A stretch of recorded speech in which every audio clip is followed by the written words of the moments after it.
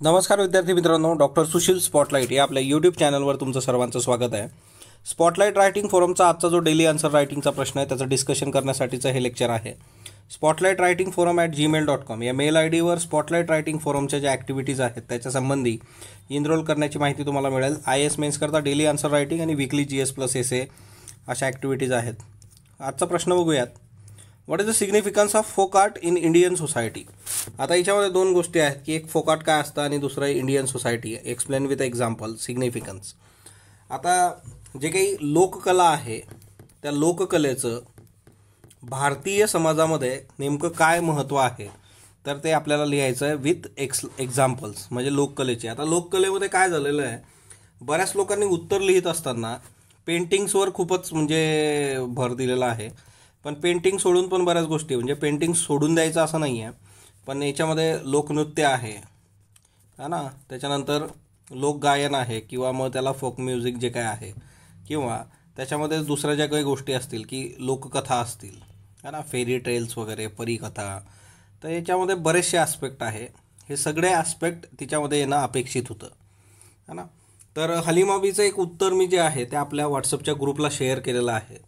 आता त्या उत्तरात आणि तुमच्या उत्तरामध्ये खूप काही वेगळं तुम्हाला सापडणार नाही, पण ज्या पद्धतीने ते उत्तर इथं लिहिलं गेलेलं आहे ते खूप प्रॉपर आहे. म्हणजे ज्याला आपण नॅचरल रायटिंग जे म्हणतो की तुम्हाला प्रश्न दिल्यानंतर तुम्ही प्लेन लिहून तो कसा समोरच्याला द्यायचा त्याचं ते खूप चांगलं एक्झाम्पल आहे. म्हणून ते जे उत्तर आहे ते प्रत्येकाने बघा हा ना. म्हणजे तुमच्या उत्तरात आणि त्या उत्तरात एक मेजर डिफरन्स जो आहे तो लेखनशैलीचा डिफरन्स आहे. म्हणजे सगळ्यांनी काय करून टाकलं की लोककलेमध्ये पेंटिंगचे नावं लिहित बसलात.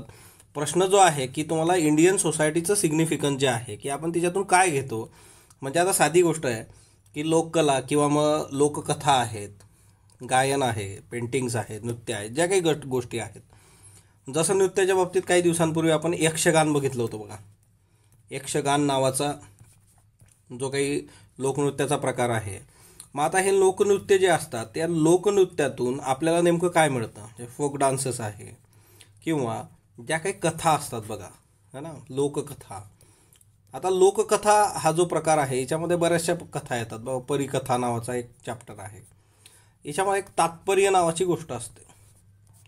आपण काय शिकलो म्हणजे याच्यातून मोठ्या प्रमाणावर जे आहे की इथिक्स, मॉरल्स ह्या ज्या गोष्टी आहेत म्हणजे समाजाने कसं जगलं पाहिजे, समाजात तुम्ही कशा पद्धतीने गोष्टी वर्क केल्या पाहिजे, तर त्या मूल्यांबद्दल इथं बोललं जातं. फोक आर्ट काय असते तर ते मी फोक आर्टला पण डिफाईन करणं गरजेचं आहे की लोकांसाठी लोकांनी वंश परंपरेने जी काही कला एका पिढीकडून दुसऱ्या पिढीकडे जात असते तर ती फोक आर्ट आहे, लोकांसाठीच आहे. By the people, of the people, for the people सगळा प्रकार जो आहे तो हिच्यात येतो. कारण ती लोकांची कला आहे, लोकांद्वारे सादर होणारी आहे आणि वर्ष परंपरानुसार एका पिढीकडून ती दुसऱ्या पिढीकडे जाते. हिच्यामध्ये जर तुम्ही काही लोक कलेशी संबंधित लोकांची नावं लिहू शकलात तर ती वेलकम आहे. तर ह्या गोष्टी तिथं अपेक्षित आहे. आता याच्यामध्ये दुसरे ॲस्पेक्ट काय आहे की तुम्ही जर आता फोक आर्टचा विचार केला भारताच्या बाबतीमध्ये तर याच्यातलं ग्रेट पोटेन्शियल काय आहे इंटरनॅशनल मार्केटमध्ये. ट्रॅडिशनल ॲस्थेटिक सेन्सिटिबिलिटी आणि ऑथेंटिसिटी. एक तर तुम्ही ई-कॉमर्सवर बऱ्याचशा गोष्टी घेऊन गेलेल्या आहेत बघा. या म्हणजे मोस्ट पब्लिक जे काही ट्रायबल आर्ट आहे त्या ट्रायबल आर्टला ई-कॉमर्सवर देशाच्या बाहेरसुद्धा खूप महत्त्वाचा आणि खूप चांगला रिस्पॉन्स असा मिळालेला आहे ज्याच्यातून आपल्याला पैसा मिळतो.